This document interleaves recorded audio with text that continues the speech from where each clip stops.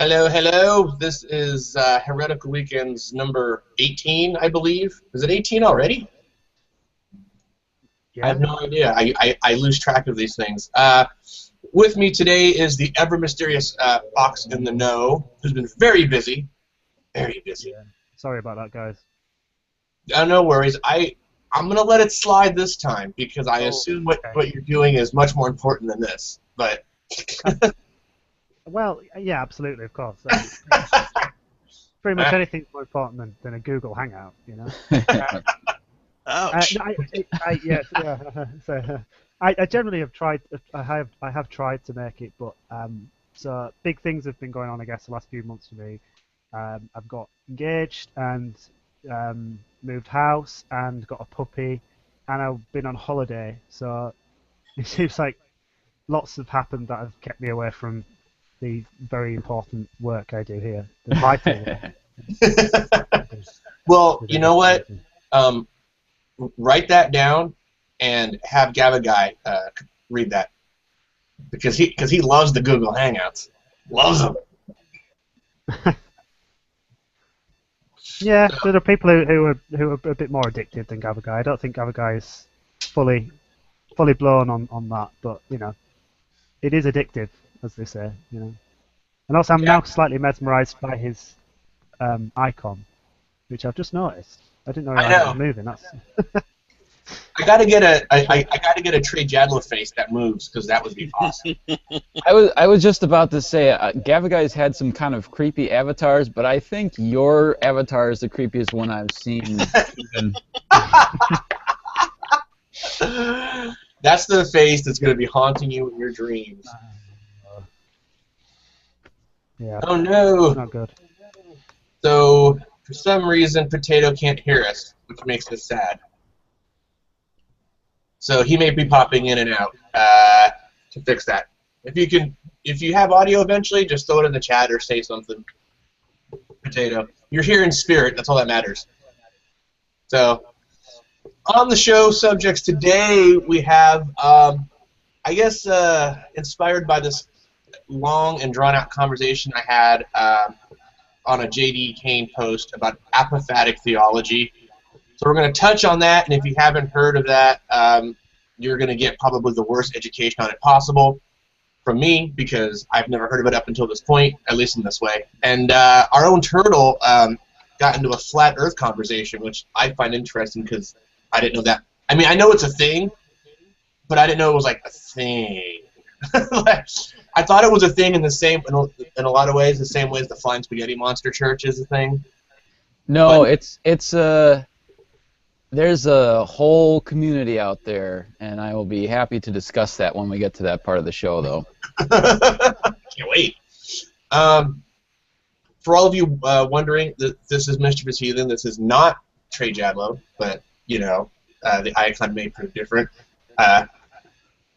Thankfully. That was, yeah, that snapshot was taken from a particularly funny hangout, and I had kept it, and I forgot to use it all this time, and I was like, shit, I might as well use it now. So, here we go. Apophatic theology. Anyone take a look at that conversation? I know some of us are reading it now. Are there any first thoughts on it? I'll tell you that when I looked it up, it only applied to theology as far as I can tell when I Google it. It is, as far as I can see, it's defined as obtained knowledge of God obtained through negation. And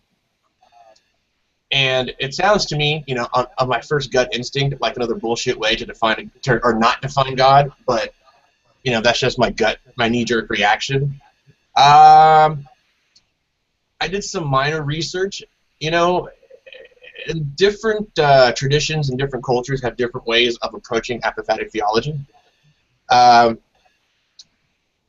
It said this webpage about religion, it says the basic methodology of negative theology is to replace traditional positive statements about what God is with negative statements about what God is not. Instead of saying that God is one, God should be described as not existing as multiple entities. Instead of saying that God is good, one should say that God commits or allows no evil. More common aspects of negative theology that appear in more traditional theological formulations include saying that God is uncreated, infinite, invisible, indivisible, and ineffable. So while you chew on that for a second, in the second half of the show, we were discussing the flat earthers. I guess Turtle came across some flat earthers that he had a conversation with. Actually, it started with a video from Gavagai that he had posted. That asshole. Yeah, it kind of is, because it sent me down a rabbit hole that I have yet to escape from. So. Yeah, I know. I'm still stuck in this apophatic theology thing. It's been 7 days. So we'll be touching on that in the next half. So what do you guys think, apophatic theology? I've only, like I said, when I Googled it, I only seen it as something as it relates to God. Generally speaking, the general thought is that it's kind of useless in the sense that if it's taken out of theology, like by not defining something or saying what it's not, yes, you can creep, as Fox had stated in the pre-show or whatever, you can creep sort of closer. But if I'm trying to describe to you a preferful snuff, saying it's not a bookshelf doesn't really help, or it does, but not by anything that's substantial. Also not a rabbit. Yeah. Right. You're not really proving anything's existence, because, I mean, with God as the example, I mean, you can basically say anything about him or say he's not anything or whatever, and it doesn't prove he exists, because if he doesn't exist, he would also not be those things as well. He would also not be a bookshelf or a rabbit. Yeah, I mean, I'm not too sure whether or not actually it's designed as a proof as much as it is a way of elucidating God's nature in a way that actually makes it a little bit more intelligible. So, in somewhat defense of, I guess, of the position, if you say, well, it's like saying God isn't a daffodil or God isn't a bookshelf. Well, those are particular things, that they're not a general way of being. So actually, if you could say that a thing is spaceless, that is actually saying something quite important about that thing, because you now know, well, it's really unusual, it's really unique, and it will then not have any of the potential drawbacks of being spatial. So it could not need to have been caused by the rest of the processes that made atoms in the universe. Similar for time. Well, if it's timeless, well, that again is quite a strange and a unique feature. So if you can slowly chip away at all of these things, the idea is that you are voiding the concept of God of any of these things which you absolutely don't want to say he is, because you're not replacing that with anything positive or anything particularly descriptive that has any kind of explanatory power. So from an atheistic point of view, it's not very convincing. I mean, I think we tend to want something dependable that we could say, okay, well, that is what this thing is. This is the properties it has. We don't want to know what property it doesn't have.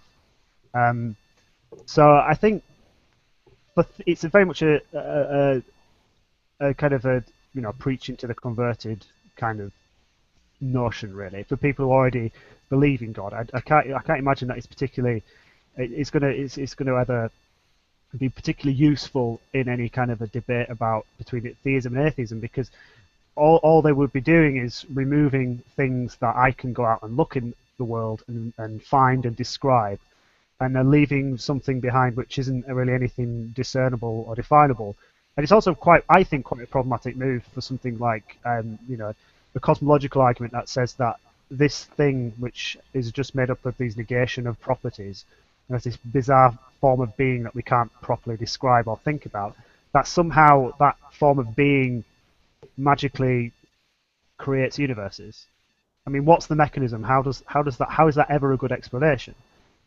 For me, it's not, as an atheist. So I've got to find this whole notion of theology, ridiculous. But I think to a theist, it does get them somewhere closer towards saying what God isn't, as a way of elucidating these supposed features of God as if they're somehow, something other than just negations. I think at some point I would want something positive in there, but they're quite happy just to remove everything meaningful from the conversation and still say there's something there that's transcendent, which is again a vacuous term as far as I'm concerned. Well, it's also just a bald assertion without any kind of backup either. I mean, you can say God is timeless, but how do you know that? Where do you get that information from? Yeah. Yeah, and is that a way of being that's possible? I mean, there are things that exist, that have being, that are in time, and we can easily imagine that feature not existing. But along with that, we tend to think that that is a thing that removes that thing from existence. We can conceive of the possibility, sure, but how do you get from possibility to actuality? That's for me the kind of deal breaker. You're just dealing with possibilities, and it's a logical possibility that there is this spaceless, timeless thing. It doesn't make much sense, but and of course we don't know anything about it in empirical experience. It doesn't intuitively make much sense, but it's possible. Okay, it's up there with speculative things like universes from nothing, those kind of arguments. For me, I wouldn't put much weight in those explanations, but theists will take that position and say, well, the reason why it's valuable is because it then means that God doesn't have to deal with any of the problems that a thing in time would have to deal with, or a thing in space would have to deal with. So you can see why the move is attractive. Oh yeah. I just think it removes anything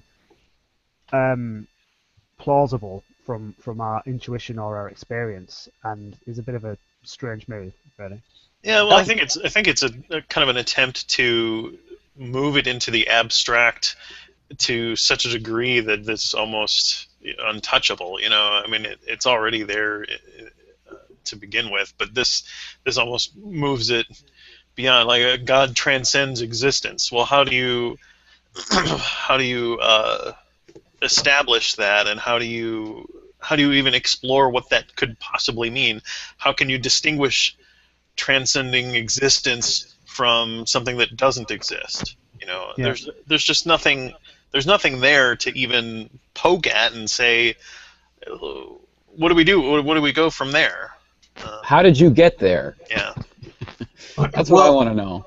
The person I was chiefly arguing for apophatic theology in this comments says when we're describing God as immaterial, for example, he says immaterial merely means not made of anything commonly understood to consist of matter. Given that definition, I don't really know what an exemplar of that would be. So he says, I'm very much into the Kantian mode. With that said, in thinking that asking, does God exist, is an absurd question because it treats the category of existence like an attribute when it isn't. Like asking, does existence exist? One need not prove an example for existence. I think, I can see where that's going, but I still think it's a bit confused. So Kant would say that existence is not a property of a thing. If you say, well, X exists, you're not really adding anything onto it. If X has properties that exist, then X exists. So and then I suppose particularly Kant was very big on the idea that there was a phenomenal and a noumenal realm. So you could talk about sensibly about the phenomenal realm, but the noumenal realm was beyond. It was a complete negation of phenomenon. It still had some status of existence, and it was still out there, but you couldn't get beyond the intuitions of space and time that formed your consciousness. So even your own self was hidden behind this veil of phenomenon. So there's a history of that in particularly in idealism. I think Schopenhauer was another believer in that. But again, I don't think that. I think that's slightly confused. I mean, I'd have to see a bit more context about that remark. But I think it's not unrealistic to ask. I mean, the idea of immateriality, that that there is a substance which is not material. Okay, that's a possibility, but that has to be defined as something other than just a lack of materiality. There's nothing given there that's a positive feature of a thing or a property that we have any experience of whatsoever. And I think there's a murky issue here with conceivability. I think we sometimes fool ourselves into thinking we can imagine things that I don't think we really can. So you just think, oh, well, just remove all of the features of it that make it material. So if you actually thought that and went through that one by one by one, what are you left with?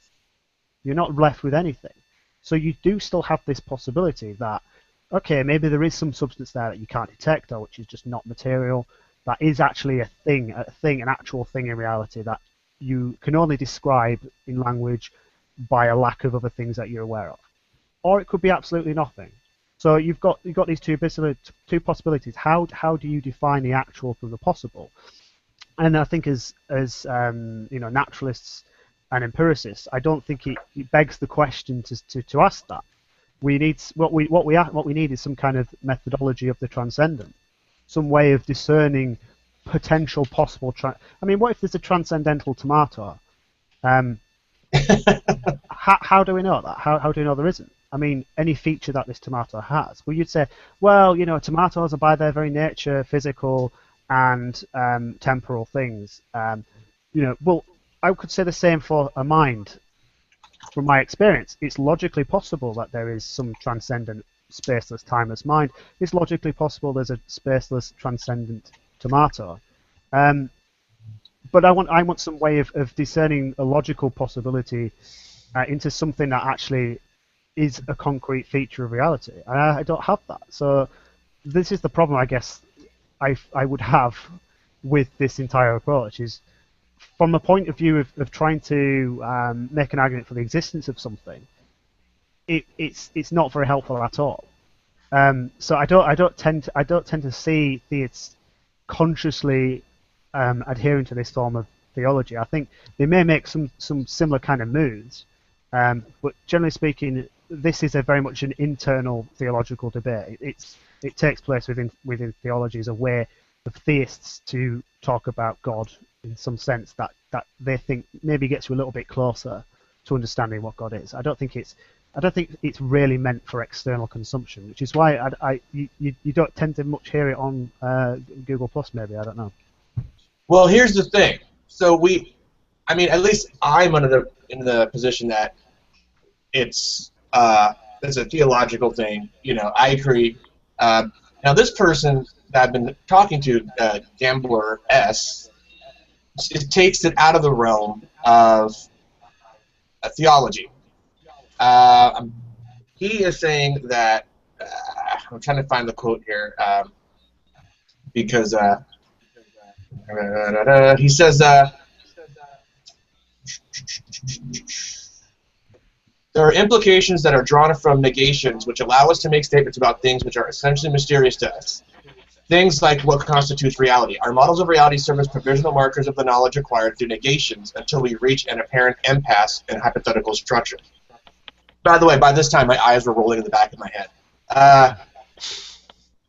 He said, that said, please continue to laugh at how stupid apophatic methodology is while smugly adhering to the methodological approach of science, for instance, which determines its conclusions solely on the basis of attempting to disprove hypotheses in order to affirm, which with some measure of certainty, with hypotheses are not reflective of reality, all the while keeping in mind that the acceptance of the remaining hypothesis does not constitute a cataphatic claim about reality itself, but a claim as to what could possibly be the case. So, at some point in this conversation, he takes it out of the realm of theology. Now, which is what I guess your original remark was about. So, it seems a bit silly, really. He's. I mean, to my understanding, right, that's not how science works necessarily. Now, I think it's kind of confusing the two, or misapplying it to science. What do you guys think? I mean, I'm trying to think of, say, for instance, sorry to jump in over everybody else, things like, the Higgs boson is a good example. I mean, you can, for a long time, they looked as if there was something missing there. There was a negation. We had an idea that there should have been a particle that we couldn't yet detect, and we knew it because there was a gap. So we kind of knew sort of where the gap was, and so then we went out and looked for it, and then we found something positive that confirmed the existence of the Higgs boson. I mean, that's probably a very simplistic way of looking at it, but as far as I'm concerned, yes, it's a valid part of any epistemology to say, well, what caused X? Well, it wasn't this, because we would have, if it was Y, say, then we would have expected this to happen. So we know it wasn't Y, which may be a very common, plausible explanation. Okay, well then we need something else to explain X. We don't then just say, well, X is caused by not Y. I mean, that's not particularly useful. So I guess from a pragmatic purpose, it is an ongoing process to try to define something eventually in a positive term. We would never start out with the expectation that we would completely exhaust all possibilities and say, well, no, it just has to be a negation of everything else. I don't think we'd ever get that far. So I think he's right in a sense, but I think also the problem is, I think theists in particular, when they're talking about God, accept that there is probably a permanent methodological obstacle that can't be overcome by any possible conceivable way of actually arriving at a positive sense of what the substance or nature of God is. Whereas I don't think science would share that particular goal. So I think that's probably a bit overkill, really, on his behalf there. But I hate to sound like a broken record, but I'm still stuck on if you're going to say that God isn't something, like if you're going to say that God is outside of the bounds of time, I still feel like you have to prove that that's the case if you're going to use that. How do you know God is outside the bounds of time? If there is a God, how do you know that he's immaterial? Or if there's an outside of time. Right, yeah. That's what does that even mean? I mean, if you are outside of time, how can you even exist? Yeah, and I think this is an interesting question. Actually, it comes up a lot when you talk to Matt Bell. Matt Bell will often conflate methodological and metaphysical naturalism. So metaphysical naturalism is a particularly strong claim that will say, everything that exists is natural, and to exist outside of time, I guess, would probably make a thing unnatural. So therefore, things can't exist outside of time. It's a meaningless thing to say. Now, that is one way of going, which I think is probably too strong. I have some sympathies towards it. But actually what most of us are struggling with is, okay, we can conceive of a negation of a thing. Okay, so we have a statement, a timeless thing. There's a timeless being out there. How do we know that that's actually the case and not just possibly the case? So we concede the possibility, but we want to ascribe existence to a thing to say that it's an actual feature of reality. So we need some methodology to discern that. Now, as it is, we don't have any methodology that is ever going to let us define a timeless thing. So that's just a hard methodological limit. Probably we're never going to be able to do that. So we will never really be able to ascribe existence to that thing. So it's always going to remain on the outskirts of what we have defined to exist under some set of rules. And I think that's a perfectly reasonable and rational way of doing it. Matt Bell will, of course, accuse you of being begging the question, that the only way you say anything can exist is if it's natural and it has, and that it's conceivable that things exist outside of space and time, blah, blah, blah. But actually, I think all he's really got when he's saying that is he's negated a property that we would admit exists. And the problem's his, and it's the problem is the person who wants to claim that, no, that actually is the case, because we need some methodology to discern that that isn't just a possible state of affairs, that it's an actual state of affairs. So I don't really give a shit about people claiming that these things out there can exist. I say, okay, yeah, I can conceive it. It doesn't. There's no logical contradiction that arises from stating this thing. It's a very strange idea or notion, but because of my ability to negate temporality or spatiality, I can just about say or think of something which isn't nonsensical. But I'm still no wiser to what it actually is. I still no means of discerning that it actually is a feature of reality. So I'm not going to grant that thing existence according to my criteria for granting existence to things. Sorry. So that's just. Sorry. Well, my whole point was summed up by somebody else in this in this uh, in this Thread. conversation. I'm trying to get to the guy because I'm retarded right now and I can't. So he says someone by the name of Andreas Geisler. I'm not sure if you've heard of him, but he said there's no such. He says there's no such thing as the apophatic approach outside of theology. Is what he's referring to. It is like cataphaticism inherently tied to theology, and nobody else cares. So, which is kind of my point. This is one of those things that's tied to theology, and I mean, I don't see how science in this example and this current example would use that to any sort of effectiveness. It's to me it's almost useless outside of theology. In fact, it's pretty useless in theology if you're not unless you're already a believer. But And one thing I would agree with the theists on is that I do think God is immaterial because I think he's a fictional character. Yeah, in the same way that Sherlock Holmes is immaterial as well. Exactly. Yep. Not timeless, but immaterial. all right, are we all done with apophatic theology? Yeah. Probably not, but yes. Well, it only For took this hangout. It only took 30 minutes to pretty much dismiss that. So, but anyway, so on to Turtle and his flat Earth drama. Tell us all about it. So, Gavigai, you might be the only other person who saw that video that you posted. Did you watch any other videos that had to do with flat Earth? I've seen some in the past, so I was aware of this kind of subculture of fundamentalist Christianity that has embraced and kind of started to run with this idea of the flat Earth, based on their understanding of certain scriptures and passages in the Bible. Yeah, do you mind just kind of quick describing that video? Well, so the one you're talking about, the one that was a response to Kent Hovind. Yeah. Yeah.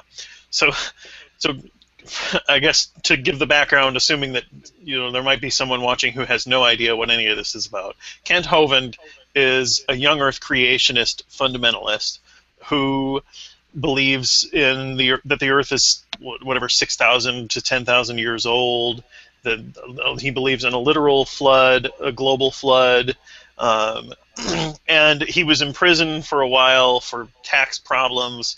He's been released on parole now, I guess, and I think he's under house arrest. But he's making videos, and there was a whole group of people who kind of celebrated his release, like, hooray, he's out, we've got our champion now.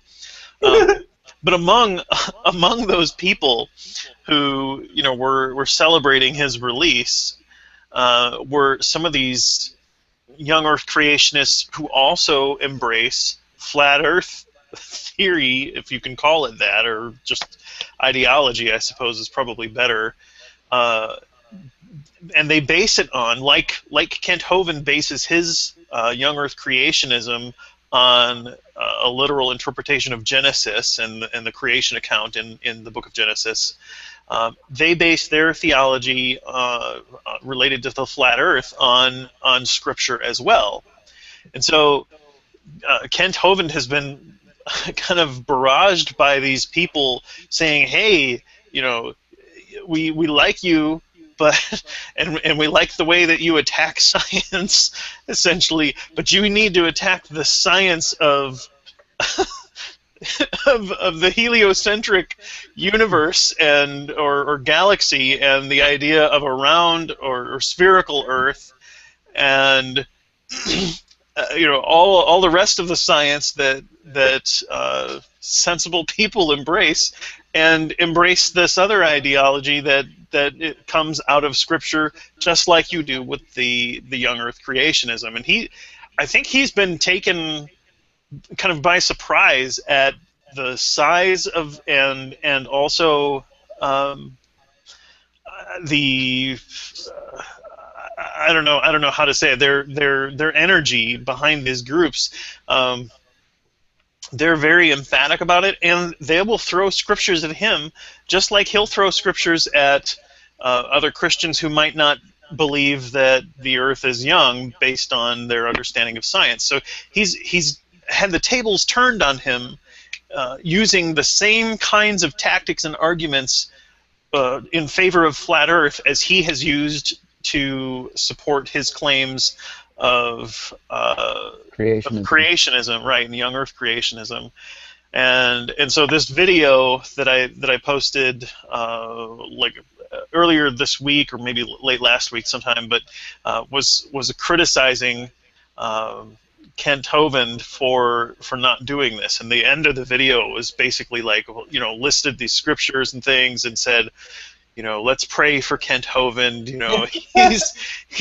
He really can come to know the truth of the flat Earth. Yeah, and also kind of telling people, don't be too hard on him. He was he just got he was wrongfully imprisoned. So don't be too hard on him, but keep the pressure on. Yeah. So that was my starting point for diving into this. But because when I watched the video, I at first wasn't sure if it was, maybe like some atheists who are kind of like just mocking Kent Hovind, like, oh, you love, the Bible so much, what about all this stuff that kind of points to a flat Earth? But then when you get to the end there, it's like, nope, this is for real. And you're waiting for the punchline. So that piqued my interest.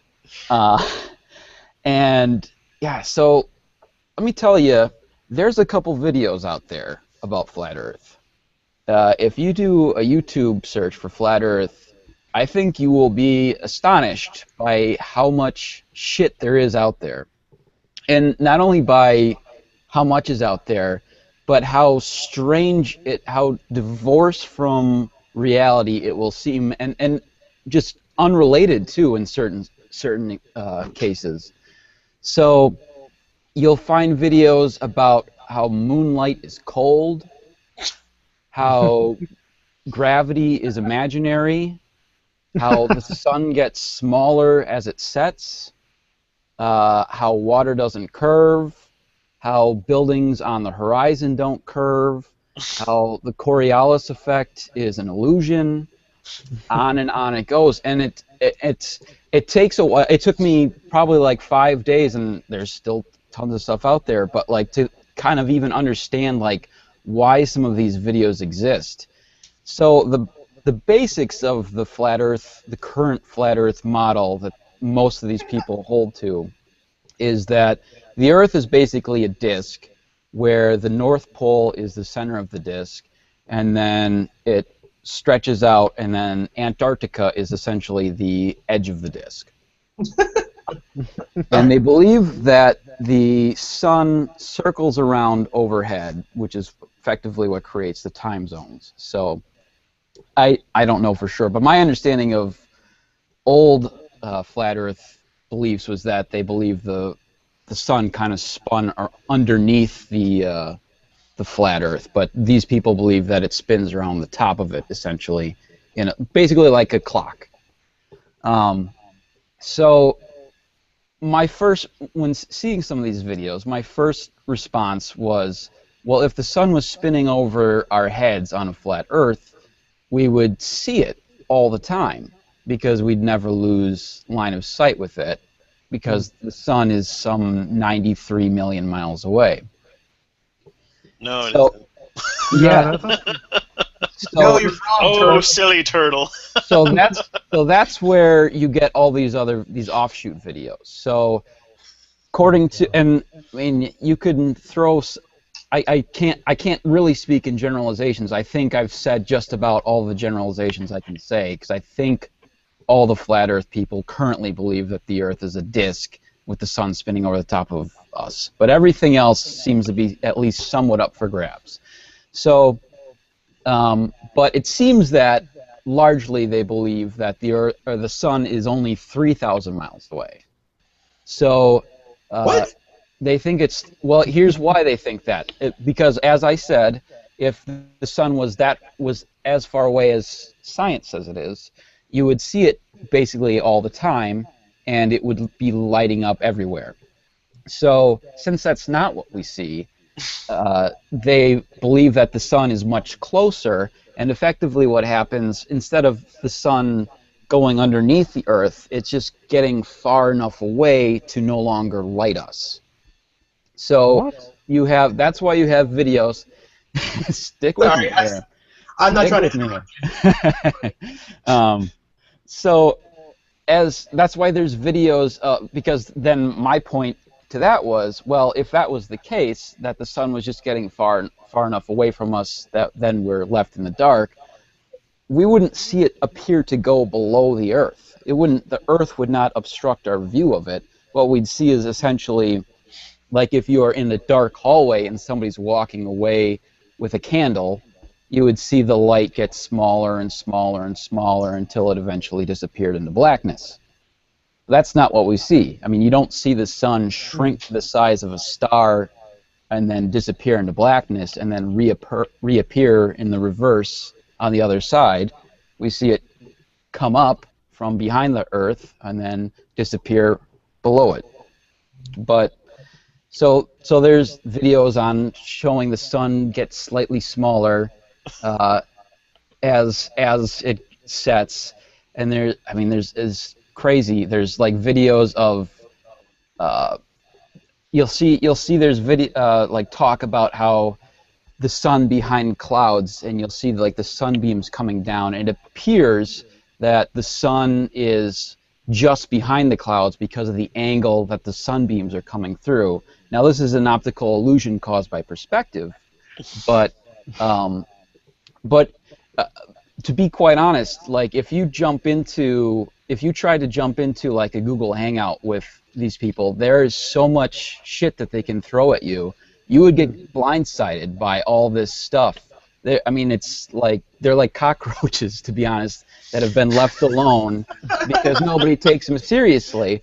But while they've been left alone, they've got this just massive amount of like counter argument stuff. So it's kind of scary. I mean, like on the one hand, I'm amused by kind of this blowing up in Ken Tobin's face, but at the same time, he's not by himself, but he's helped create this monster that I'm afraid we're all going to have to deal with. I'm a little worried that in the future we're going to not only have to fight in schools to keep creationism out, but keep some of this flat Earth stuff out too. I mean, at this point in time, there's obviously enough people, Christians and otherwise, that this isn't that big of a threat. But it's kind of scary when you get on here and look at how much stuff they have out there and how easily convinced some of these people are by some of this stuff. I mean, Gavagai, as you said, a lot. Like I'm quite sure that 99.9% of these people are all Christians, but there is also just this heavy dosage of conspiracy theory going on because they believe NASA is lying, and that's, I feel like 90% of that is straight from people like Ken Hovind, who have done so much work to discredit science in his field of biology, but now that's backfired against him, and now it's blowing up, and so there's this general disbelief in science amongst this community. They think NASA's lying, the government's lying, and again, I don't know that this is a belief that all of these people hold, but a lot of them believe that there's a dome over the top of the Earth. Some of them believe that the sun and moon and stars are all projections on this dome. There's a video I saw of a guy who was filming the moon, and there's a wave that goes across the moon, like a little line of a video wave. And so he's saying that the moon is an image on the dome, and there's his proof is, look, there's this line going across, like a bad video feed line or whatever. Was that Monroe? I've looked at so many videos, I Because couldn't tell you who's done what at this point, but there's one YouTuber that I've seen who has all kinds of crazy stuff, like he thinks the planes that we see are fake. yeah, I've seen that guy too. What? Yeah. I don't know if he's related or not. Probably he is, but Yeah. yeah. And then there's videos like, because another problem that jumped immediately into my head with this model is that if the Earth was flat and the North Pole is the center of the Earth, as you get further out to the South Pole, all the distances get completely thrown out of whack, because, you know, to go around the North Pole should take you exactly the same amount of time to go around the South Pole on a globe, but they would be way different on a disk, because the South Pole is the outer edge of the disk. So, but then here's kind of where some of them gets, like, their quote unquote credibility is, they'll look at like airlines. And so you have airlines that'll travel, like, to go from Australia to like South America is on their model is about as far as you can travel. But a lot of the airlines will stop in Europe or stop in America on their way. And so on a flat Earth, that is actually closer to a straight line than to go along the latitude lines. Now, they don't take into account the fact that South America is very poor and doesn't have a whole lot of travelers. So, from an economical standpoint, yeah, most airlines will make stops in North America or Europe on their way to, like, Africa or South America, just because it doesn't make sense economically to do a non-stop flight.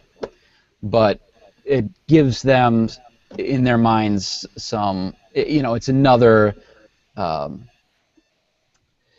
brick in their little house that they're building of this conspiracy, you know. But yeah, so that there's one of my favorite exchanges that I had was this guy had posted this video showing, like, different airplane routes going from Chile to Australia, and I argued against that, but in addition, I mentioned just how much cover-up would be required to hide the fact that there is a flat Earth.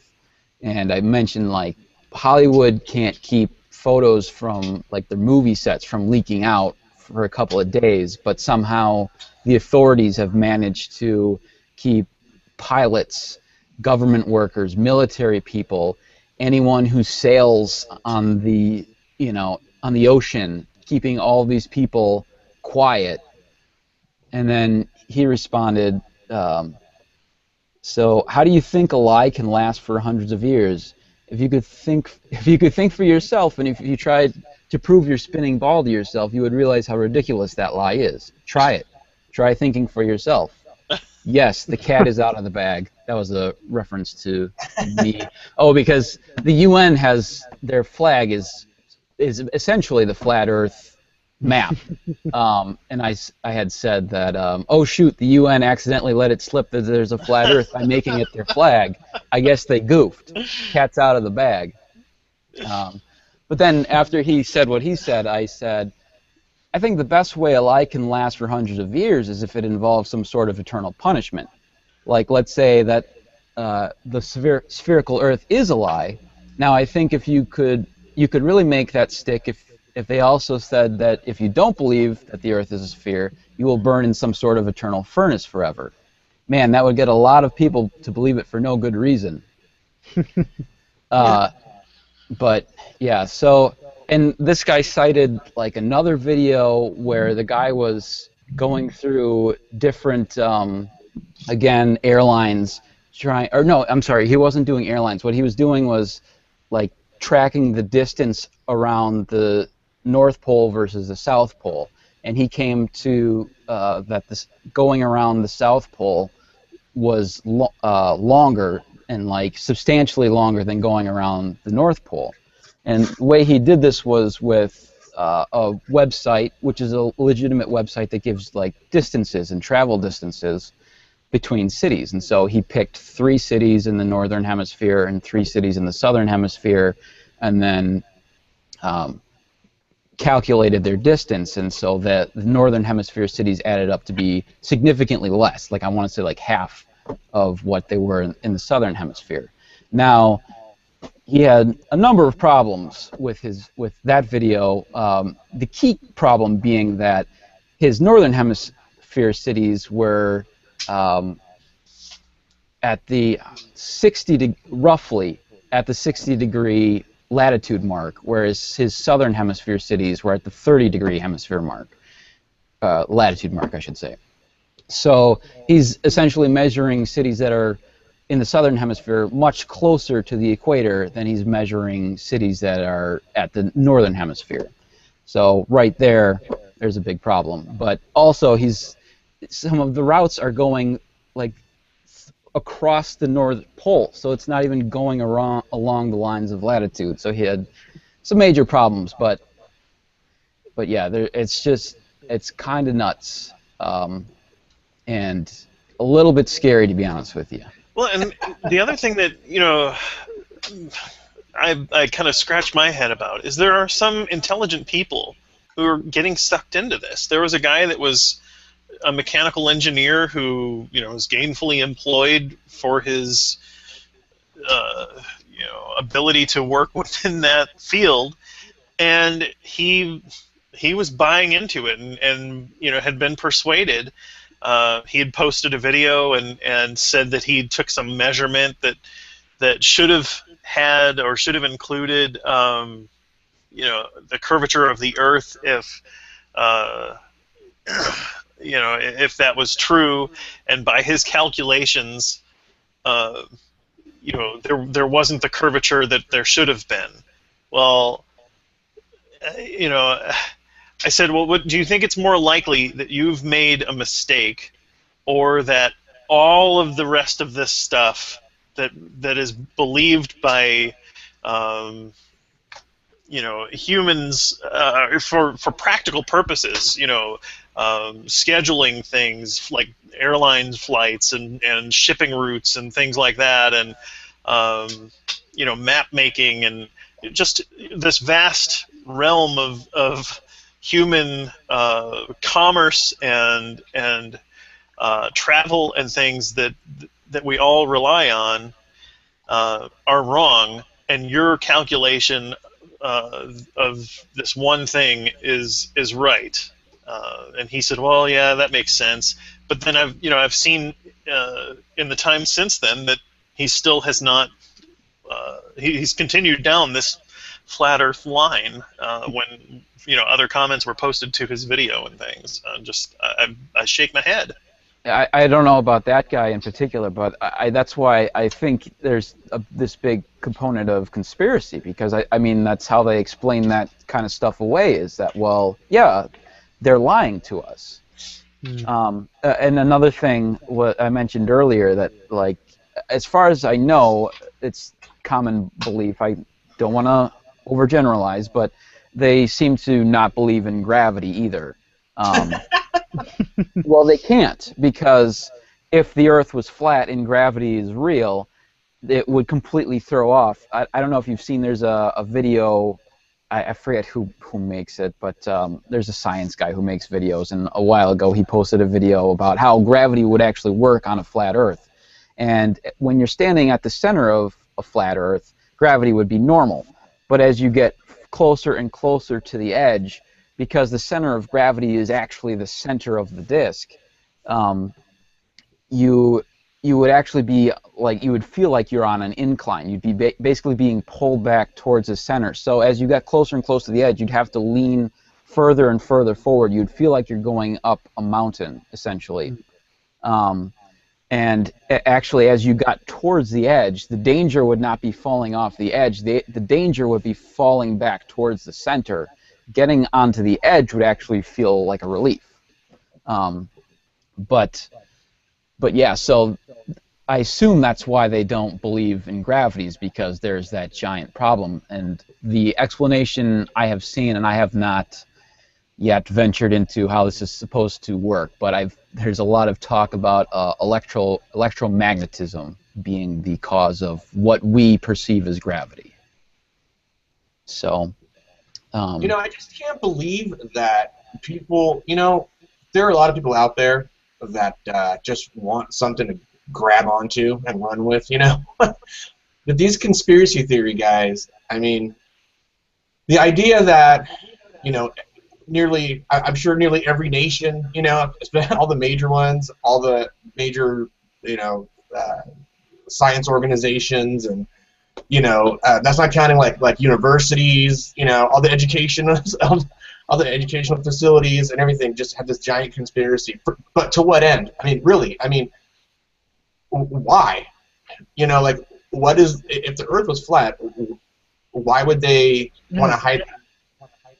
Like, what's the purpose? It's just utterly moronic, and I think the problem is that this has all started with one particular belief that has been accepted as fact and is not permitted to be assessed in the same way that all of the rest of the beliefs and positions in science are. So that's the one thing that can't be challenged. It has to be preserved at all costs. So the amount of ridiculous backtracking and conflation and all the rest of it that goes alongside that is mind-boggling, and it's up there with the royal family of lizards and things like that to be just totally laughed at, because there's no dog in the fight for there are ways that other theists, even people like Kent Hovind, for God's sake, would be able to reconcile what the Bible says about a flat Earth and reality, and so you don't even need to do this. But I think what a lot of people enjoy, and it's a little bit like someone like Arcane Logos is a good example of this. Oh, by the way, fuck Arcane Logos. Okay, good. No, I thought you get that in there somewhere. They love the idea of being in the know about something that everyone else who's too stupid to see this obvious fact of reality, and they get so involved personally with this in their ego that they cannot accept anything that goes against it, because for these people, truth is not the most important thing. What is the most important is being able to drag this belief across the line as they see it, and have it somehow stand up to scrutiny. And of course it doesn't. To everybody else, we can see, oh, you've just failed in 1,000,001 different ways. We could actually take you on a space shuttle, and you could see the Earth as a sphere and go around it, and they'd still no doubt say that that's the devil's work or something. They're just deluded. It's just bonkers. Yeah, can I quick read a quote, or a rough quote of one of the videos that I found so amusing that I had to write it down. Yeah, go for it, man. So this was, I forgot to write down, because I was planning on quoting him in the comments and then rebutting, but it just got too stupid I couldn't even watch the video. But this was from the beginning of this guy's video. He says, "What is it with people who don't want to give up their belief systems, even to the point of actually kind of denying reality? When you get things back, just aren't logic. When you ask people, why do you believe this is this way, and it's really not logical at all. It's sort of pseudo-emotional / hope it's true science kind of thing." And I just, at first I was like, oh, is this guy an atheist? And he's criticizing the flat Earth people? No.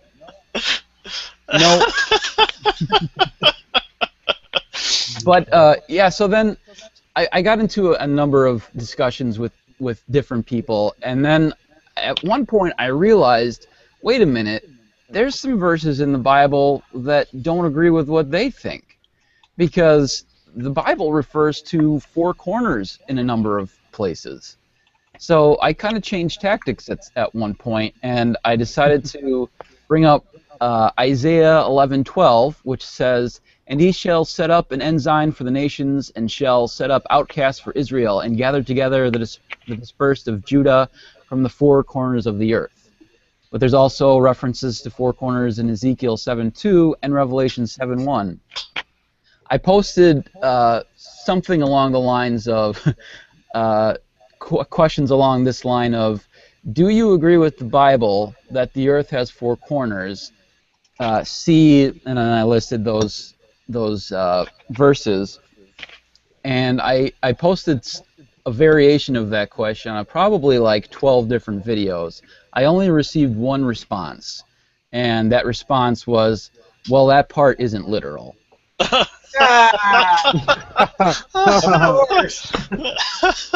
Your head explodes with the irony in this stuff. I mean, it's just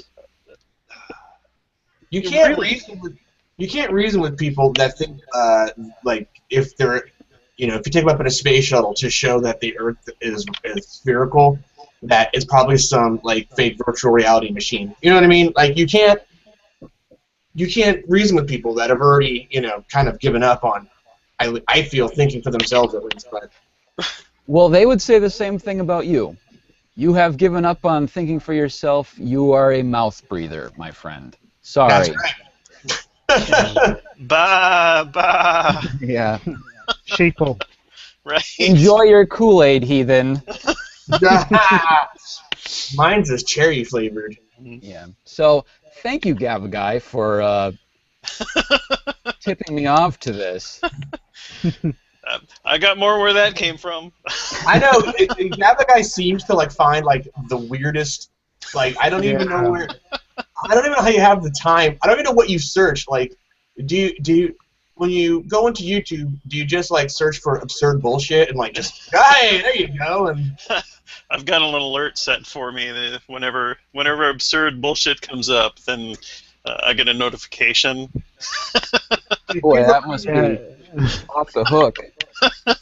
Here's what we should do in the future. We'll find the most weird stuff, and then we'll all just send it to Turtle. Like, hey, Turtle, this is interesting, and just watch us explode it. I hate you guys. I've told you guys about that group that I jumped into their hangout. They had a hangout going on, and this is the way I discovered this one. Is I just was looking at what hangouts were going on, and it was somebody who was supposedly what's the word that they used? He was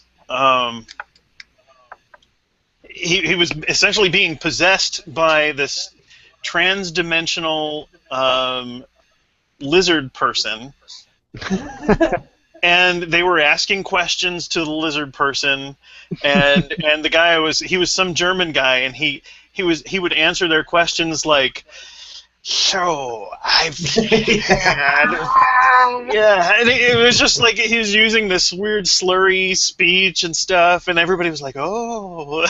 It does sound pretty convincing. Yeah, no, and I sat in there, it was a live hangout, and I sat in there just kind of making comments in the side chat, like, are you people serious? And they were like, I mean, it was very much like talking to Christians, and they were like, how can you not, why would you doubt this? And it was a bizarre thing, but there's a whole community, and now I've added some of those people, and I've seen some of their other stuff, so that's how I find out about this. Yeah, if there is a silver lining to this flat Earth thing, I think it's that we should go forward and always lump creationism and flat Earthism together going forward, because if we can take both of them out together, that would be great. Like, if we can make creationism seem as illegitimate as flat Earthism by constantly putting those together, which is exactly what Ken Hovind is afraid we're going to do, and is why he is so uncomfortable with these flat Earth people, is because he's aware that if he is linked to something that is seen as ridiculous on the face of it, that's not going to look good for him or his movement. I'm going with the lizard people conspiracy because that just sounds cooler. And I'm sure I've at least seen that movie on the Sci-Fi Channel. I know I have. Yeah, I think, I'll just make one last comment about the flat Earth thing. I think it's a good thing for rationality and science, because I think you're right, Turtle, that the two can be kind of paired together, and that if there is a growing movement within fundamentalism where kids are raised to believe this kind of stuff, it really doesn't take very much of anything to kind of show the absurdity of it, and almost nobody else will embrace that. And if they're told, okay, if this is not true, then the Bible is not true. Bam. Yeah. That's a big part of why a lot of kids that end up going to college who've been raised and homeschooled and things to believe in young Earth creationism, they get exposed to the real evidence, and their faith just crumbles. That sounds like an Abigail story to me. Well, I wasn't raised that way, but I don't know how many of these people are going to be sending their children to college, though. That's based on their It's funny too, because they have such a bizarre relationship to science, because they claim to love it, but basically everything that's I mean, they don't believe in evolution, they don't believe in gravity, and they don't believe in astronomy, essentially. So, like I can think of, quantum mechanics, I think, is kind of like, in my mind, the other big thing that science does that's kind of like front and center. And as far as I know, they don't disbelieve in quantum mechanics, but the other three, yeah, those are out. But it's kind of, to me, like when you talk to religious people who are, they don't, accept evolution, they're those kind of people that take science or accept science as it's convenient, as long as it doesn't conflict with their ideology. Right. And these guys are no different. You know what I mean? It's like right, but in this case, it conflicts with so much of science conflicts with their ideology, right, that it seems. Well, even geometry, geometry conflicts with the idea of the flat Earth. I mean, the ancient peoples, even the Greeks and things, they knew that the Earth was not flat, because they were able to take measurements and measure even the curvature of the Earth. Right. But I mean, what I'm saying is like they still use cell phones and microwaves and watch TV. Right. Yep. Yeah. They use the GPS system that, of course, is orbiting the Earth. Right. And that's the thing, is I think the difference between creationism and flat Earthism is, I mean, creationists will say, well, were you there? How does anyone know? No one was there. Because we're essentially talking about something which they think just happened in the past. Okay, well, that's not a good argument, but it's at least you can see why that would make sense to people.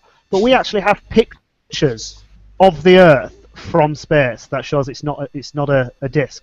We can actually photoshopped pictures, Fox. Exactly. But this is the point. You should show them the evidence, and so there actually is the evidence there of it being the case now, and then the conspiratorial mindset just takes over. So it's even worse than creationism. Definitely. Well, and I asked that engineer guy, I said, well, it doesn't cost all that much money to, just send up like a rocket kind of thing to get it high enough into the air or into the atmosphere to attach a camera to it. Why haven't any of the flat Earth people done this? And now then they could post their real photograph of the real Earth. And that would contradict all of the other, quote unquote fake photographs or whatever. Why hasn't that been done? And he had nothing to say about that. He was like, I don't know. Well, there is talk about getting a weather balloon together. I don't know if that's going to happen or if that's still in the works or what. But there is talk. They're getting funds together and they're going to make it happen, presumably. Maybe they're going to go off to the desert, not the desert, the jungle in Guatemala or something, and build a launch pad and build a rocket or something. I could just imagine that on Kickstarter or something, the Flat Earther Fund. I would help fund that. While they're out there, can they put jungle jargon on that rocket? Yeah. Since they're already there. Can't you? How high do you have to go to see the curvature of the Earth? I mean, because I think even from the top of the Eiffel Tower, you can see the horizon line is curved, right, or something like that. Or no, even you have to go quite high. Yeah, Okay. it's higher than most commercial airlines fly in order to really see the curvature of the Earth. You can see the horizon, like kind of as circular, but you can't see a curve really until you get up into the upper stratosphere, I think, and Oh, okay. yeah, I looked it up because I was thinking that, and I was thinking, oh, I thought that I had even seen the curvature from like international flights and things, but Yeah. I think I was wrong, based on what I saw from some more credible websites and things. Yeah, another thing you'll see a lot of with these people is they'll post just like quick videos like that again that like you don't like if you don't understand like why they're doing it, it just seems completely crazy instead of just slightly pretty crazy. But like you'll see this woman has this video of she's claiming that there's clouds going behind the moon. And again, if you don't have the context because she has to believe that the moon is closer to the Earth than the sun is, and the sun's only 3,000 miles away. But the thing is, a lot of times these videos don't actually work with what they believe, but they believe that it disproves the spherical Earth, or at least what we believe currently, that like the moon is. I don't know how far away the moon is supposed to be, but far enough away that clouds couldn't get behind it. But like what I found amusing is she's showing this video, and I don't. That's kind of the problem too. Is a lot of times like a layman such as myself, I don't know why it looks the way it does. But if what happens is, so she's filming the moon, and then there's clouds in front of it, but the moon is blurry because of like. I don't know all my photographic terms, but it's like out of focus essentially, and the clouds are in focus. But you can't see the clouds as they're in front of the moon. But then when she focuses on the moon, you can see the moon really clear, but you don't see the clouds in front of it still.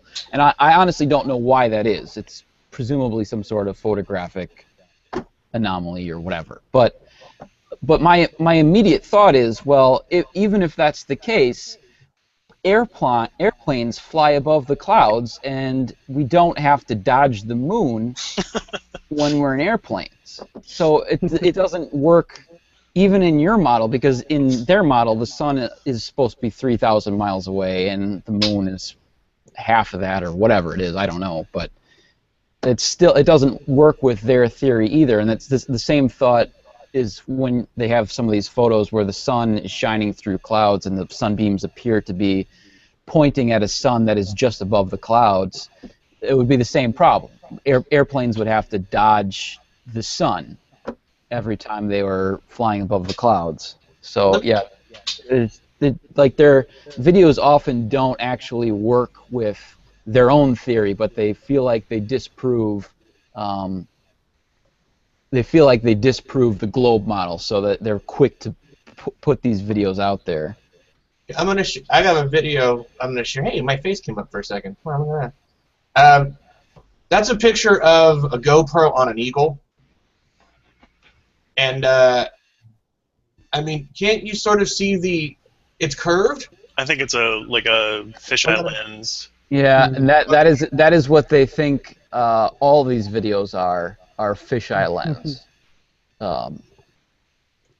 Because like the street lines and things looked curved and looked more curved toward the edges than they did toward the center. So I think that's the reason why that's going on. You're saying it's an effect of the camera. It's a GoPro. Yeah. I mean, it's not on a fish lens. Are you saying that's a technical thing, not actually like a... Yeah. Well, whatever it is, I think it's just a distorted lens in order to get a broader View. image. Yeah, viewpoint. But what's that Red Bull guy that did the the like highest free fall or whatever. I think he was high enough to see the curvature of the Earth. But by the time there's so few people that can actually get up that high. People that are on space shuttle missions and things like that. Well, they're a part of the conspiracy then, right? Yep. So. Well, yeah, and everybody in the southern hemisphere would have to be, because in the southern hemisphere, you couldn't have Australia having summer at the same time as South America, because if the southern hemisphere is bigger, you can't have the sun in Australia for more than 12 hours a day in the same day as you have it in Chile, for instance. So yeah, well, and like when it's winter in the northern hemisphere and it's dark, in the higher latitudes and things for almost all day. You just get a few hours of sunlight. How does that work? The whole thing just is so screwy. But then toward there's this gradation between the northern daylight changes and the southern hemisphere daylight changes. How do you even start to account for that with their weird flat Earth disk thing? It makes no sense at all. And we have technology now. We're talking with people on 2 different continents. And we can add other people from other continents. I work for an international organization, and those people will say the sun is rising, or setting at some point, and it's rising for us, or they're part of the conspiracy. Right. Well, I will say in that case that their model would work as far as, because they do account for time zones by having the sun spin around the Earth. So the sun is only in theory lighting a certain part at a certain time of the day, and so the other half of the world is in darkness. They thought of everything. Well, they thought of that. Kinda. It still doesn't make sense with the setting, right? I mean, because you can have... Right. I mean, it still doesn't... There's still no reason we would see the sun appearing to go below the Earth. Right. The sun clearly is obstructed by the Earth. It doesn't simply just go off into the distance. Right.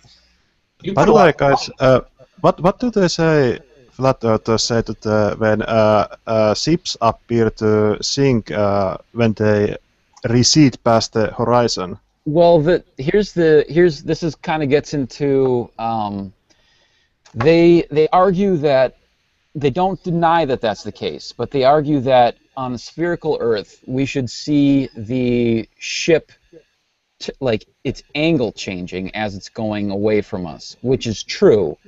The problem that the flat earthers don't understand is that we are so small in comparison to the size of the Earth that the angle that the ship actually changes is so insignificant that you can't notice it. And you'll see videos of like from across water, like I think it's the ocean, but like a city, and you can see across the city that there's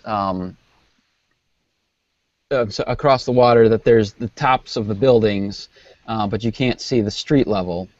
And so they argue that we should see the buildings angled away from us, but we don't.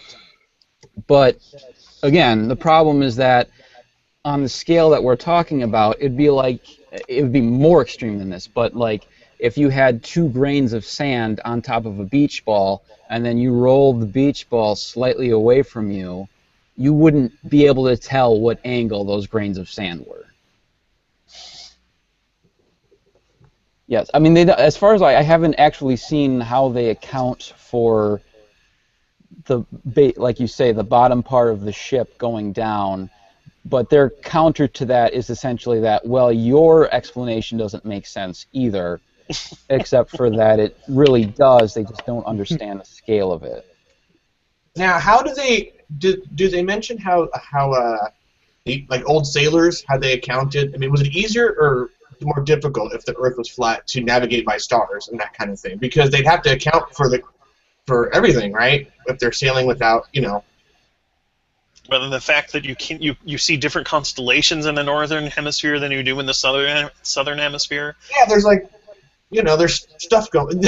Yeah, I mean, Yeah. Oh, another good example, and I saw somebody is that if you're on the northern hemisphere, the face of the moon is inverted as compared to the southern hemisphere because you're essentially comparatively upside down.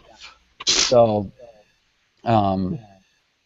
so that they don't have an explanation for that as far as I've seen, but yeah, I don't know. There's a lot of videos out there. I've seen too many of them, but not all of them. Turtle's been real busy. This is the busiest I've seen Turtle. Well, it's a Gavagai hole, Keep going further and further down into it because you're like, well, what about this? Right. Like, yeah. Let's be honest. We've all been in Gavagai's hole at least once. Zinger! Zinger! Zing. Are we, okay, so are we done with the flat earth thing? I'm probably not, but continue on. Turtle's like, it's going to be an after show just for flat earth. Has anybody been keeping up with the current slew of idiotic Trey Jadlow posts on Google Plus this week? Probably, but they all tend to They're all blur into stupid, one. right? So. Some of it, yeah. The one that really stuck out to me was Bina Berry and I were talking to Trey Jadlow regarding a family's decision to give birth to a baby with a brain tumor. And I believe I'm not going to read you the whole article because, it's boring, but in the sense that she said there's a massive tumor, and It's the Scotch Friday. whoa, hello. Avoid smelly odors and clean faster than ever with 4 times the scrubbing power. Sorry about that. That was an advertisement on the article. So to sum up, they gave birth and they said they want to make the baby as comfortable as it can for the time it has. Even though the baby will pretty much be suffering, as a newborn up until it dies, however long that is. And Trey Jadlow's attitude is, yeah, they should have just snuffed her out, right? Mm. And his stance being that they made the right decision because she prayed, and they wanted to make her life as meaningful as it could while she was alive. Beaneberry's point was, well, that's dependent on how you define kind of meaningful. You know what I mean? It's like it's meaningful for you guys or for them, but the baby, it's gonna suck until it dies. You know what I mean? Hmm. So, what do you guys think of Trey Jadlow's opinion or this article? Well, again, Trey is completely not above using any issue, however emotive, to hook people into potentially hangouts and comment threads. And we all know. I mean, we all know Trey's got no real substance to his arguments in pretty much any subject he's ever talked about. So yeah, of course, I mean, we can have disagreements with theists and other atheists on these issues, and these are difficult issues, and they deserve a bit of carefulness when discussing them. But what's the betting that if Trey Jadlow puts out an abortion thread or a gay rights thread or this particular type of thing, that you'll ask a few questions earnestly and honestly, and you will be then into Trey's usual script of just spinning out a thread as long as possible and then never answering a fucking question.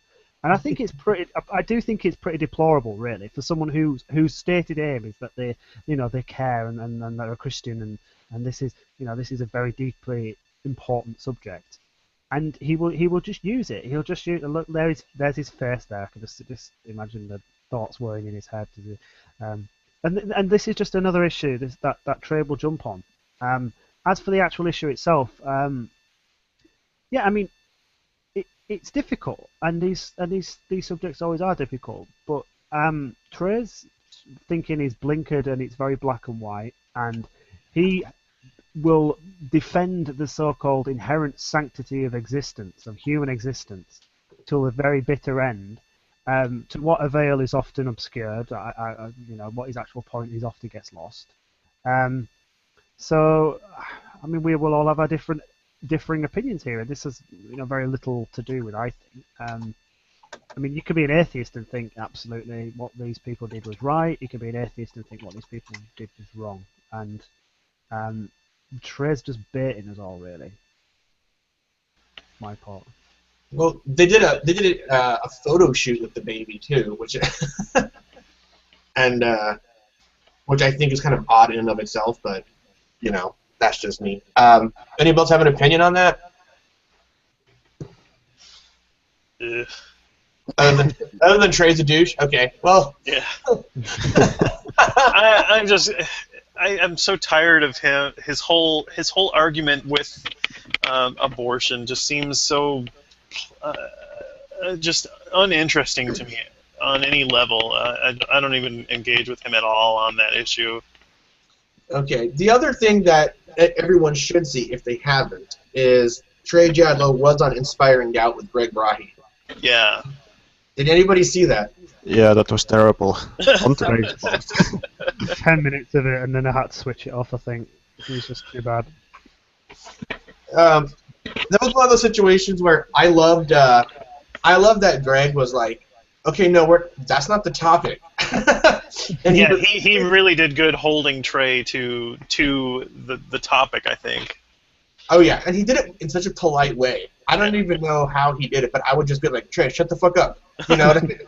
But he, and you can tell how, at some point, how frustrated Trey was, because he really tried to pull his little shell game tricks or whatever. But I talked to Greg in comments, and he said that he spoke to Trey once before, and he was kind of unprepared for the rhetoric, because when you go in talking to Trey for the first time, the way he presents himself, you want to give him the benefit of the doubt, and this and that, and you don't realize until you're already in it how much of a douchebag he kind of is, and so he said, yeah, I was way more prepared this time to deal with the shenanigans, I think that's pretty much every conversation with Trey goes the same. The first time you have a chat, you want to build some kind of constructive dialogue. So it's a little confusing. Whereas it takes a while to drill down into what Trey's saying and realise actually there's nothing really there. So I think the first hangout generally is you skirt around the issues, you let him say what he needs to say, and then you reflect on it, and then you go to the comments, and usually you ask for some kind of expansion on a point you raised, and then he doesn't expand upon it, and then you get really maddened. And then I can remember by the second hangout I had with Trey, things had gone pretty much downhill, and I was like, you're just a bullshit artist. You're not someone who's a credible thinker. And then now I'm at the state with Trey doesn't even respond to me, which is fine. That's his lookout. But I will still comment, because for me the point with Trey is now just to ridicule him and just to try to turn other people off from falling for the same trap, which is, Trey wants those hangouts with fresh people he's never met, he's never had come into contact with before, so he can say the same script as like, well, I've got these two preconditions of presuppositions are, the whatever, I can't remember what they are now, and it's always it's the same script, and it just wants to rattle it off, and then it makes him feel happy, and it makes him feel like he's smart, and it makes him feel like he's meaningfully contributing to something in the community. But very, very quickly, he's found out by pretty much every single person, and of course he can't deal with criticism, and the criticisms tend to come, so he abandons that dialogue and moves on to the next person, and that's just what the guy's interested in. So he claims we were in a thread like a couple weeks ago, and there were several people in it, and he made a comment. He goes, I almost never read heathens' comments, blah blah blah blah blah. I don't believe that. I think that's a lie. I think he reads it. He reads them all. He just chooses not to respond. Exactly. Because I comment on his stuff a lot too, because they're mostly retarded. What he posts and stuff. And so, I liked what was the Trey's point on the last hangout? I mean, I think his only point was that the experts they interpreted the Constitution differently than Trey, but he didn't have any argument why that is so. So that is perfect example that he doesn't have an argument. He just says that this is so because Christian meta-narrative. Yeah, that's it. Yeah, he was this. That's funny.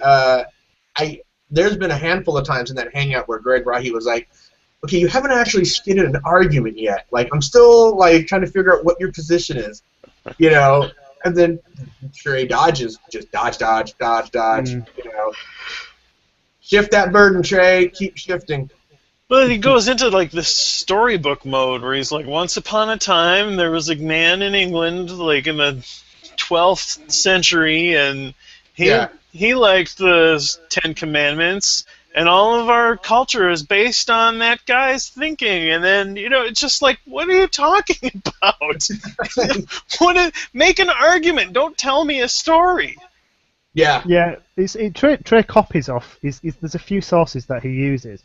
I mean, we all know that when he rattles off his script about the contingency argument, which he seems to now have at least partially ditched as his way of actually even talking to him, because he finally got Ozzy into a thread where Ozzy explained why his argument's a load of rubbish and why it fails. And Trey would not accept this, but he knew that the game was up, that he was, one of the most respected people on philosophy in the community had said, along with everybody else, that his argument was a load of shit. So he's put it on the back burner. I don't think he's completely abandoned it. It'll make appearances here now and then, but when he said that the argument, you could hear word for word bits he'd copied from R.C. Sproul. So he when Trey goes into story mode, he will have got it from somewhere. There will be someone who he's taken that from. Yeah, there was a comment thread where someone mentioned R.C. Sproul and the other dude that he likes, and he made reference to a book or someone else, and someone asked him for the link, and it's just another book. These books aren't like it's just some book like a guy wrote. Like none of them are any. You know what I mean? Like yeah. He's not an academic. It's not somebody that's recognized anywhere. He's not teaching. He's just a guy. Yeah, he's a guy, exactly. But what I will say for that guy though, he's bloody good at bringing unity out of diversity. And what the fuck does that even mean? That doesn't make any sense. There's no evidence, but he's good at bringing unity out of diversity. And for Trey, that's everything. So there was an article he posted called "Women in Combat Endanger Their Fellow Soldiers' Lives," and I guess it's some article saying that all men units are better than all female units, right? Which isn't kind of the point I wanted to get at. But Alexia Richardson posted, she said, "Why do you hate females, Trey?" And then I posted, because he's a bigot. And he responds to me by saying, "I hate it when folks arbitrarily force dogmatic definitions of humanity without a lick of rational, coherent justification. That thinking stuff." And I started cracking up at my desk, and I'm like, dogmatic definitions of humanity. Where does Trey come up with this stuff? And it's seriously, like, even in his discussion with Bra, he got really fucking obnoxious to a point where he was just straight insulting him. Like, well, I can see that you don't have any knowledge of this and that, and so I'll just explain it to you. You know what I mean? And the unity of diversity, and I think. He brought up the point about what if a Muslim didn't want to issue a driver's license to a female driver? And Trey's response was, well, because Islam or the Quran doesn't have a meta-narrative that they don't have a meta-narrative that brings the diversity or whatever the fuck that phrase is. What's that phrase? Yeah. And Greg's like, the other thing that he kept saying was that they're our guests here in this country. Like, what does that mean? What do you have to do to become qualified? The Native Americans. Right. Yeah. Because he's a Native American. I mean, I'm not surprised if he starts using dogmatic definitions of humanity as a new catchphrase. But Trey's the biggest user of dogmatic definitions of humanity going. He's the first person to pigeon people into this is what people are, this is what humans are. There's some essence to this X, Y, and Z.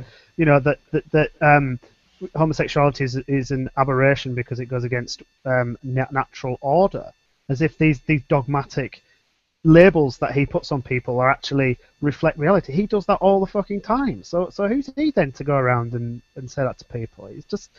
He's just such a hypocrite. He's full of just shit, really. And I love an angry fox. I really do. but Trey gets me angry like few others do, I guess. Just because I persisted with Trey, whereas others I've tended to block. The one person that actually wound me up more than Trey was John Lawn. Which I think I have Gavagai to thank as well on opening up that can of worms. And he makes Trey look like an angel. Yeah, well, and a genius too, right? Yeah. I love it when Run, I mentioned before, when he starts talking a bit, we're talking about the flat earthers, for example, a little bit while back, and Turtle ended, and then Run goes, he went to speak, and he goes, give it to, like, he's just so frustrated, like, there's so many things he wants to touch on at once. He's like, I just kicked my head. That's how he was with this John Long guy. He's just like, and you rarely see Gabby like get that way. But I figured if Fox, you were going to show up, I had to bring in Trey to keep you in the room for at least 20-30 minutes. It's the only reason why I'm still here. Gonna get my rant in about Trey. Now that Pole Dark is over. Yeah, oh god, yeah, it's long since finished. Pole Dark. I saw that. I gotta. Is the series over, or is it just the season? I think it's the season. I don't know. I didn't watch the last few episodes of it. I didn't particularly like it, to be honest. My girlfriend, well, my now fiance, she really liked it, so it conflicted with the showtime. So you're lucky that it's finished, really. Is there? Hey, so before we're reaching almost the hour and a half mark, I wanted to really ask Fox about his thing with Jim Jones. Go ahead. I come into the tail end of that, and apparently there's a lot of history going on, and from what I understand, there's some argument over existence. I don't know who Jim Jones is. He's on my follow list, and he seems on the surface. I haven't read any of his he has this bloggy post thing, but really long, which I didn't read. But he seems to be at least attempting to come from some sort of scientific standpoint. I don't know how. Like I said, I didn't read it, so it could be Kent Hovind style science. I don't know. But Fox, I know you're big in the philosophy thing. So what's the discrepancy there? What's going on? Well, it's clearly that Jim Jones is a genius and a great man of science, and I am a religious in the closet theist. I read that. That's the part where I came in. Obviously, the thing with Jim Jones, I think he is essentially Opie Taylor, who I just about remember when I came into this community, started doing Google Hangouts and watching stuff. He was on a few Hangouts on Xbox and soccer and people like that, and he was just this dick who would just go on and on about objects and location, and that the only things that exist are objects with location, and he would then end up usually swearing at people and getting booted off for being a bit of a dick. And then he reinvented himself as Jim Jones, basically posting the same stuff, the copy and paste of Define Existence and all the rest of it. So I think a lot of people know of him and just tend to ignore him because of that, because they know who he was.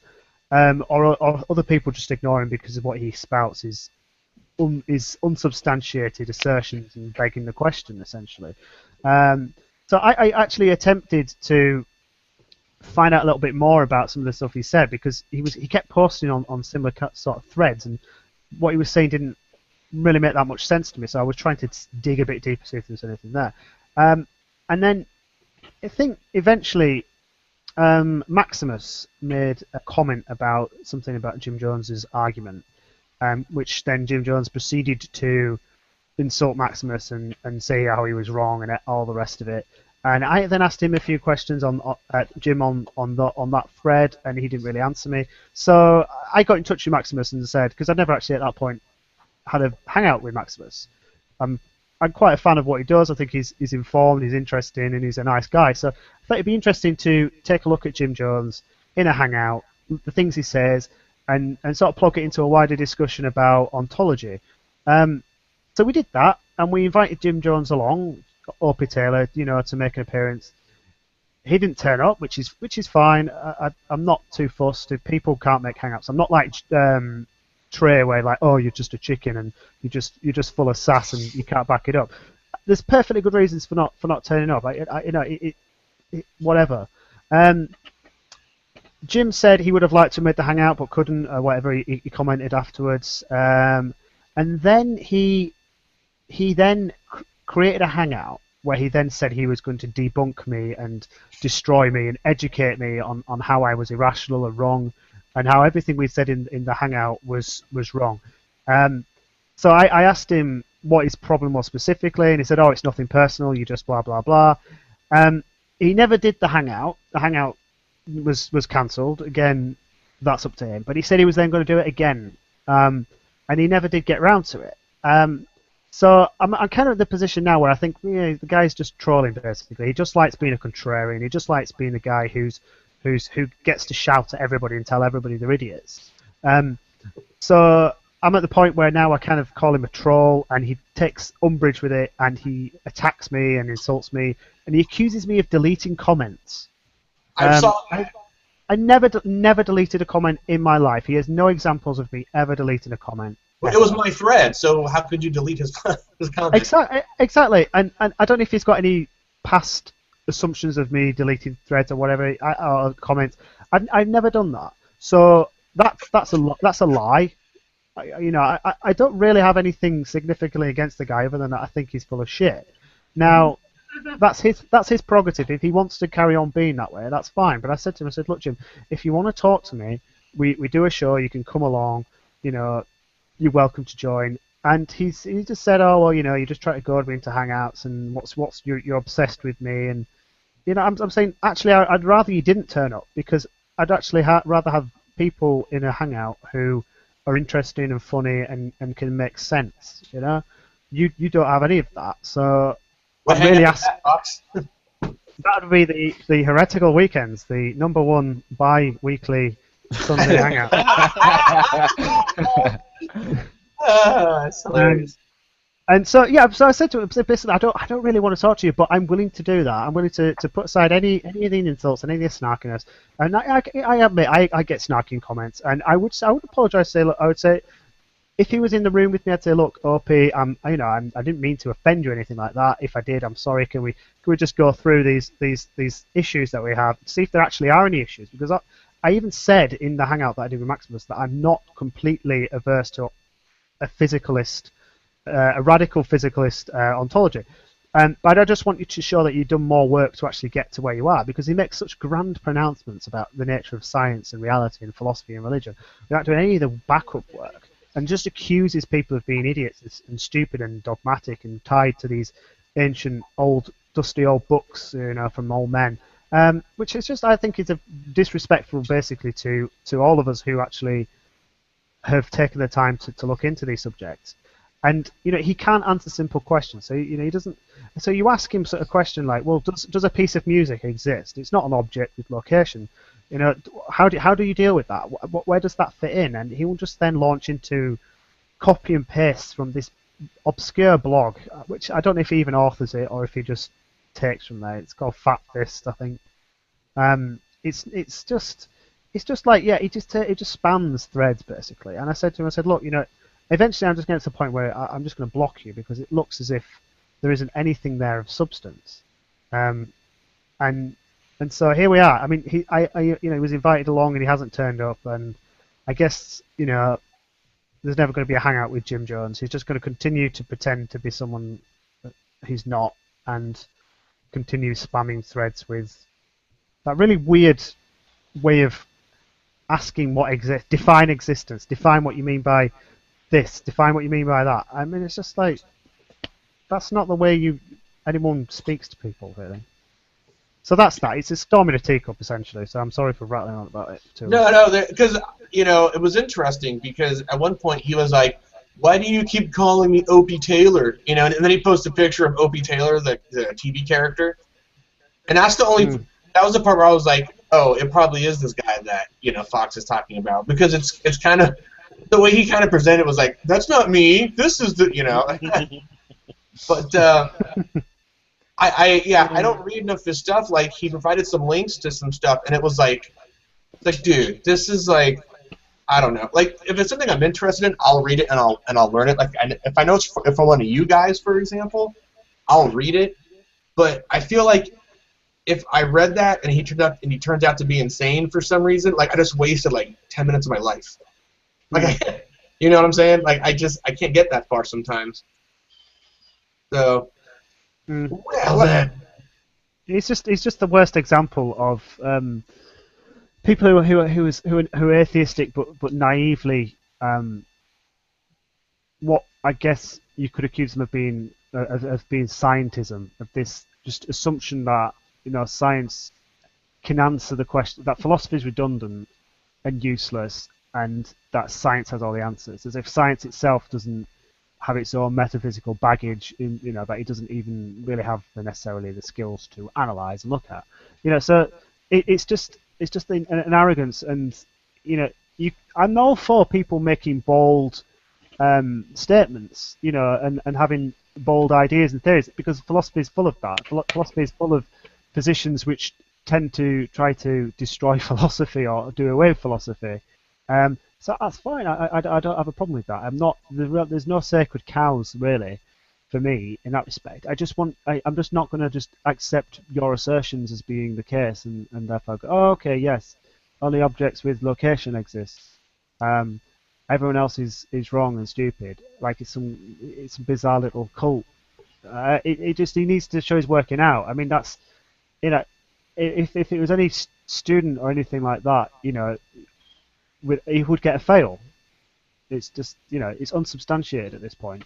It seems like he's taking a hard scientific stance, which on its surface, like, I'm not really opposed to, but I guess I didn't read enough of it to know if it went into like insanity mode the further you got into it. But and I know you have a background in philosophy, so when I first kind of heard about it, I thought, oh, maybe they're just talking past each other, like. This guy's from a hard science standpoint, Fox from a philosophical standpoint, so they're talking about existence, but in different ways, and it's not. But I don't even think we are. This is the thing, and I really hate this dichotomy and it comes particularly from scientists, where there are certain naive philosophical views accepted by scientists who just say, well, philosophy is just what we did before we had science, and it's completely redundant, and we don't need it anymore. That's a position which, even within philosophy itself, I think it's close to there's a very famous American philosopher called Quine who had similar sort of views, and it's kind of run its course, and we actually have seen a revival in metaphysics due in many ways to the developments of science, the issues around quantum mechanics and things like that, and the philosophy of physics. It's been something of a renaissance, and I think that this idea that they're somehow set apart is completely wrong. I think that they can help each other, and it's not a case of, well, because science builds theories that put men on the moon or that kind of thing, or share diseases, that it's automatically better. In that sense, you're comparing apples and oranges, and you've no real business to do it. But also, all the time when you're doing this, you're also doing philosophy anyway. So it's a bit of a strange stance to take. And for when you get that people presenting the tension there and the dichotomy and saying that, I think a lot of it is caused by theists who will use and abuse philosophy as a way of trying to wriggle away from the fact that science isn't particularly beneficial or helpful to them. And there are theists who do that. Presuppositionalism will do basically a dawn raid on philosophy and capture what it wants and what it thinks are useful to then build bullshit arguments. But that's not philosophy. That's not really what it's about. So I think it does get a bit of a bad press for that reason. And, you know, And so there are people who just automatically assume, well, if it's between philosophy and science, I'm going to go for science because I've got an iPad and all the rest of it.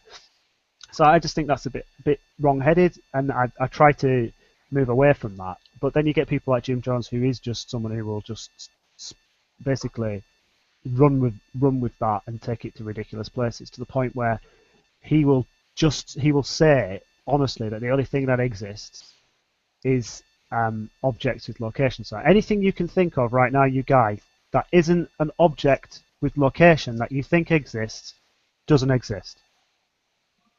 So, I thought it was like concept or space and object or something, and I remember like being in science class and hearing something similar, like as far as that sort of definition. That's why I posed the question, because I wasn't sure if he was just using the scientific buzzwords, or if he had some sort of actual point. So, yeah, I think a lot of it is just this. I think for him, it's. I mean, I don't want to, what formal education has he had and all the rest of it. Because a lot of the time that's not important. You can be self-taught and be very informed. But I think for a lot of people who don't necessarily have the formal education or the experience in higher education, they're very much drawn to positions that, I guess, tend to offer a very contrarian viewpoint, and because it's easier to be a specialist in a theory which no one else holds any real allegiance to. So I think it's like Arcane Logos. He's not he's not an idiot, but he's not someone who's got the formal training or education to actually trained in traditional apologetics. So I disagree. He's an idiot. He is an idiot, but he's not a retard. Well, I think he's what makes him idiotic is that he's bought into this bad arguments and things, and he doesn't. I don't know if he's not smart enough to comprehend the problems with them, because they've certainly been pointed out to him. Or maybe he's just too stubborn to admit it and yeah, I think it's stubbornness. I think it is. I think there are certain people who like the idea of parity. You can go into a room with someone like Ozzy or someone like Fiona or scientist Sam, who are smart people who've got qualification, who've done the time, really done the time, and you can have your position is diametrically opposed to them. You think vicariously look like you're a person of authority, that you know what you're talking about, that you're an intellectual, that you're an academic. I think a lot of people are drawn to the idea that their opinions and thoughts are actually respectable and have some kind of intellectual value to them beyond them just being assertions or shell positions or whatever it is. And so being a contrarian offers you that opportunity, because you get to disagree with everybody.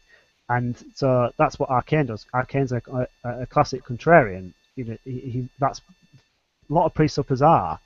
They like being the person who goes, haha, well, you could just be in the Matrix and all the rest of that, And Jim Jones is just an atheist version of that. It's someone who wants desperately to sound relevant, but isn't willing to go and read and study and do the rest of it.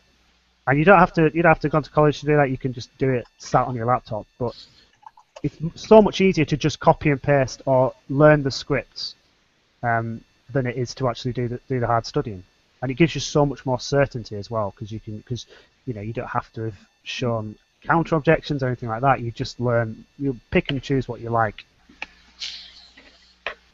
Yeah, see that I have trouble with the guy when at the base saying he's dumb, he's an idiot. As far as like, I can't say he has a low intellect, but I will say it worries me when someone believes the Ark is like a power source and that kind of thing. Like the idea that he doesn't have that sort of the mental capacity to filter out like ridiculous things. That's what makes me worried. He's a conspiracy theory nut too. Yeah, but again, that just means he's the guy who's in the know, and the rest of you're just all sheeple. And if you only woke up and saw the reality, and I think so many people like that. It's the same with like 9/11 truthers. The idea that everyone else is just asleep and I'm the only one who's awake. It makes them feel special.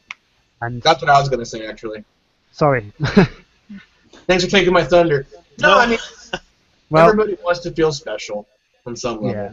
So, well, we're at the 2-hour mark. I think we're going to call it unless someone else has something cool to say. I think we should mark this date because we won't see Fox and Potato for another 3 months. I'm just glad that Potato's mic ended up working. I know, and then he only said one thing. Sorry about that. He comes in, he's all alive in the chat. Hey, so when's your big date, Fox? When's the When we're not this year, but we're thinking a Christmas wedding around December 2016. so 2016. Yeah. so we should all be receiving our invitations around Well, if you all want to pay £800 or whatever, or $800 to fly to the UK, then sure, yeah, you're all welcome. But I'm just going to. There will be free drinks, yes. Well, then it's worth it. Can you But not enough to make up for the $800 spent. You don't know how much Turtle drinks. Yeah. I don't actually drink, so it really wouldn't. Well, you don't have to drink, but if you could bring a giant jug or thermos so we can take that shit to go, that'd be great. Right. Okay. So, I could do it. I could do a Google Plus Hangout wedding. So you basically. That would be hilarious, by the way. You know, I think it's really you should have a destination wedding and come to America. Well, we did think about it, maybe going for a honeymoon, but it's going to be in December, so it's not going to be the best time. So we think we'll probably go to Thailand and Hong Kong. To the Bible Belt. Yeah, you should. I think you're going to swing by Kansas and pick up some new teeth, actually. So I don't know if any Wow. in the area might be able to put me up. It would be pretty hilarious if we all just showed up. So we're like, hey, how's it going? And with that, I'm going to close this room. Our next show will probably be in the 27th, hopefully. And we'll think of some other bullshit to say. So until next time, bye. adios. Bye.